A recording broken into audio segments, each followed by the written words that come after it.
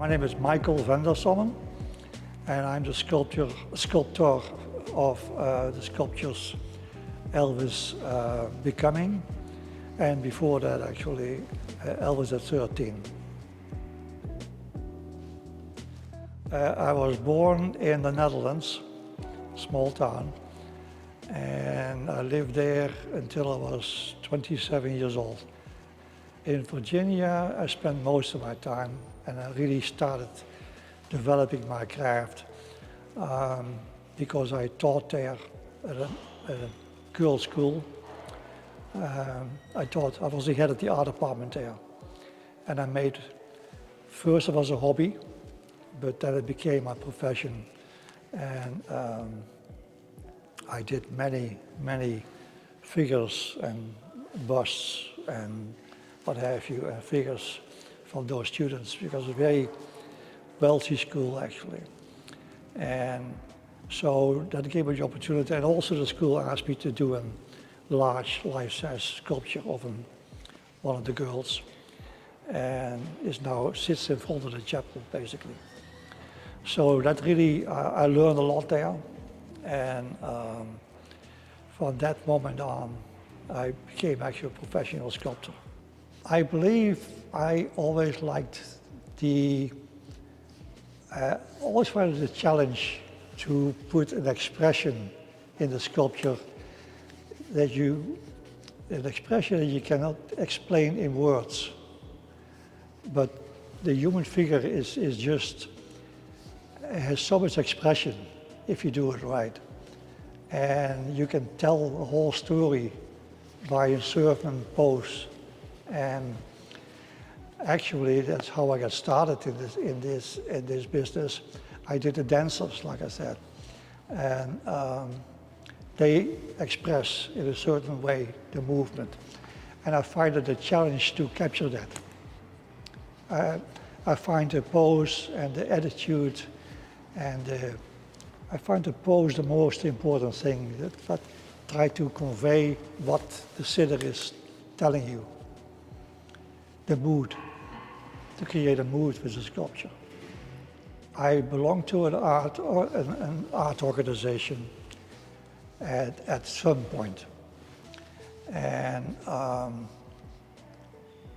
I worked for myself after a while, and at some point Harry Dodge here in Tupelo had a vision of having a sculpture done of an Elvis of 13.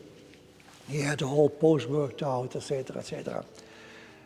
And he asked Lisa Reed if she knew a sculptor that could do this. And Lisa said, Michiel VanderSommen can do this. So Harry Dodge got on the phone and he called me. And he said, how would you like to do a sculpture of Elvis at 13? And I said, excuse me? And he said, yeah, we have the whole pose worked out, and everything is, you don't have to design anything, it's just all worked out. And how much would you charge for that? I said, well, I have no idea, but I have to check it out. I said, why don't I come over and we'll talk about it, and you know. So I came over and they had the photos already done, and the pose was done by one of the neighborhood boys across the street from Lisa Reed.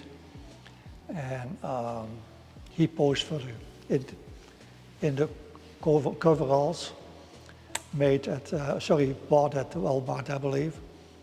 So he posed for it. He must be around 34, 35 now.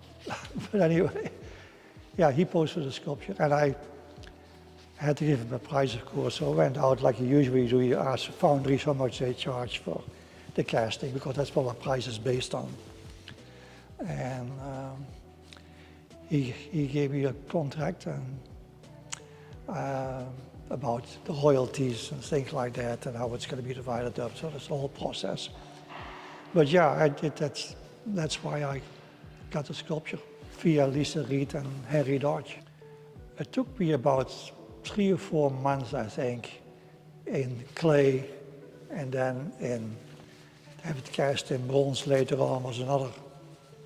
The whole process took about a year, I would say, because you have to make it in clay first.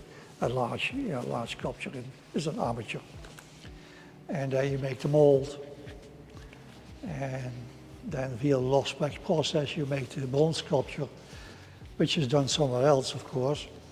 So you have the transport and the duration, all these handlings and foundry work, and yeah, the whole process takes about a year. Yeah, Harry Dodge called again, and he said, are you interested in making another sculpture of Elvis? But we haven't quite set the design yet, and it was Elvis Becoming, how he comes in and thinks about the process of becoming famous. And so I felt the need that I needed to come over to talk about this. So I jumped in my car and drove over here to Tupelo and had a meeting with Harry Dodge and Dick Guyton and Ron Lamb and whoever was there at the meeting. And we basically, at that meeting, we designed, I had a wax figure already with me, a starting figure in wax versus clay. So we can work out the detail and because we didn't have a good idea where we were going yet. But then after 2 days of inspiration and talking and quibbling about the design, we settled on this design. The figure itself, the first figure, the smaller figure, was Elvis at 11. And he had to sit on a crate, a milk crate, and Harry Dodge was very specific about the crate. It took me a while to find the right crate because the wood had to be sandblasted so the grain would fit in the bronze. So we'll show it in the bronze. And and then after that figure was done, I brought it to the foundry, the mold, and they worked on that. And then after that was done, the Elvis, the big figure, was 120% life size. So he would stand out behind the other figure. There, the cape was a challenge to do. And I had a whole skeleton, the scaffolding in my studio, and tried to hang it up. The cloth had to be ready. And when I sprayed wax on it, the cloth started to shrink. So I had to add cloth to it and start basically all over again. And this thing gave me a nightmare almost, but it's really, and I had to figure out how to do the eagle, how to depict that. So I sprayed rough sand, beach sand actually, rough beach sand on it to make the eagle with little rocks around it. And to have that stick with wax, and I still have nightmares about it. But that was quite a challenge. And by the way, David Lee posed for that.